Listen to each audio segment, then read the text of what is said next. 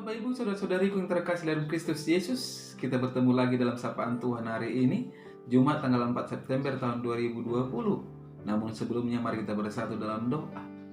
Damai sejahtera Allah yang melampaui segala akal, itulah yang memelihara hati dan pikiranmu di dalam Kristus Yesus Tuhan kita. Amin.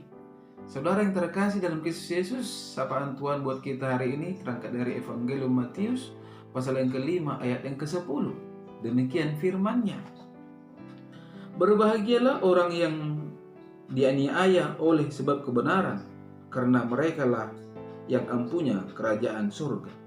Sampai sejatuh firman Tuhan. Saudaraku yang terkasih dalam Kristus Yesus, saya mengangkat tema dari kebenaran firman ini, yaitu dianiaya oleh kebenaran. Saudara yang terkasih dalam Kristus Yesus, menjadi pengikut Kristus adalah suatu anugerah yang terbesar dalam hidup orang yang dipilih Tuhan. Mengapa saya berkata begitu? Sebab mempercayai Kristus bukanlah satu hal yang kebetulan atau karena usaha manusia sendiri yang mencoba mencari-cari Tuhan. Namun hanya karena Kristuslah yang membuka diri lewat anugerah iman yang diberikan Tuhan secara khusus kepada umatnya, umat yang dikasihinya. Maka orang pilihan itu dapat mengenal Tuhan. Lebih daripada itu, saudara-saudara, alangkah teramat bahagianya jika seorang memperoleh kekuatan iman, mampu bertahan dalam kesetiaan, dapat membela imannya, bahkan rela mati demi iman yang diyakininya. Dan salah satu orangnya adalah Polikarpus.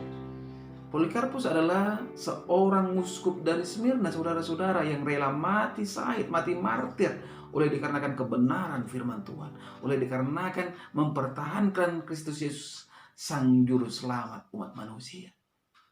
Saudara yang terkasih, di tahun 1555, seorang kaisar Roma yang bernama Antonius Pius menganiaya semua yang dikatakan pengikut Kristus.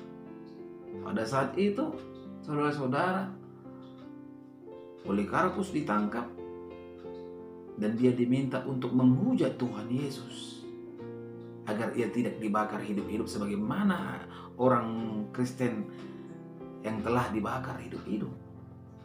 Namun apa perkataan dari Polikarpus pada saat itu, saudara-saudara yang terkasih? Polikarpus berkata, "Sudah 86 tahun saya mengikut Yesus, melayani Yesus, tidak sekalipun Yesus berbuat yang tidak baik kepada saya. Tidak sekalipun Tuhan Yesus mengecewakan saya.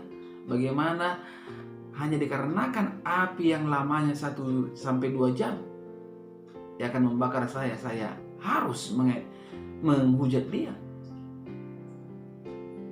Oleh dikarenakan pernyataan Polikarpus itu, dia pun dibakar hidup-hidup, saudara-saudara. Namun ketika api sudah mati, Polikarpus belum mati, Algojo pun menikamnya agar Polikarpus meninggal dunia. Artinya apa, saudara-saudara? Polikarpus adalah pribadi yang setia sampai mati pada Yesus. Mengapa? Karena dia tahu mati di dalam Kristus Yesus adalah kebahagiaan.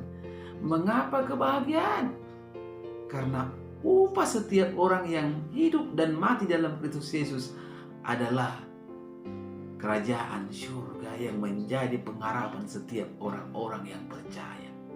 Saudara yang terkasih dalam Kristus Yesus, sapaan Tuhan saat ini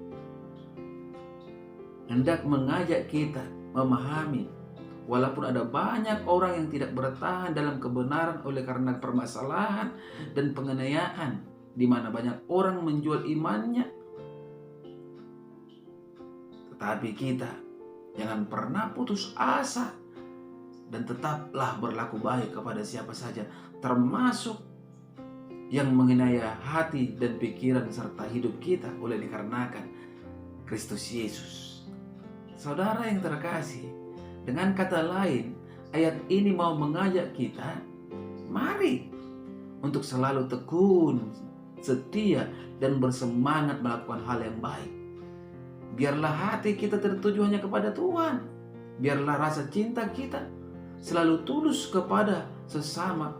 Karena walaupun kita mendapat ejekan, fitnaan, persoalan, permasalahan, bahkan penganiayaan dari orang lain, saat ini sesungguhnya kita adalah orang yang patut mendapatkan kebahagiaan dari Allah. Sesungguhnya walau kita nampak menderita saat ini, namun kebahagiaan hidup kita dijamin Allah pada hari ini dan pada hari yang akan datang.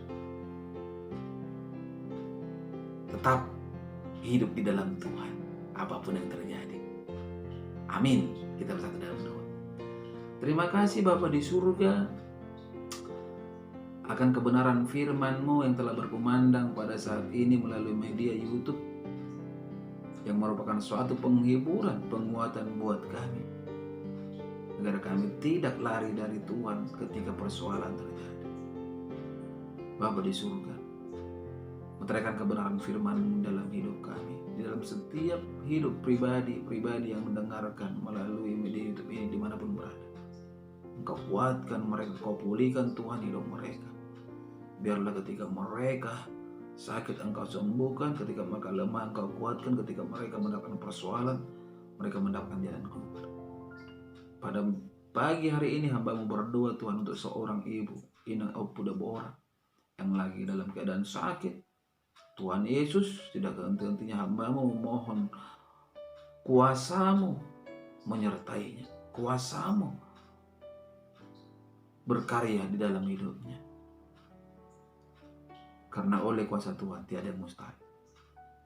Biarlah Tuhan kehendak-Mu terjadi di dalam kehidupan Inang Opu Deborah. Melaluinya ia disembuhkan, ia dikuatkan, ia dipulihkan. Hanya di dalam nama Kristus Yesus hamba-Mu berdoa dan mengucap syukur. Amin. Salam buat kita semua.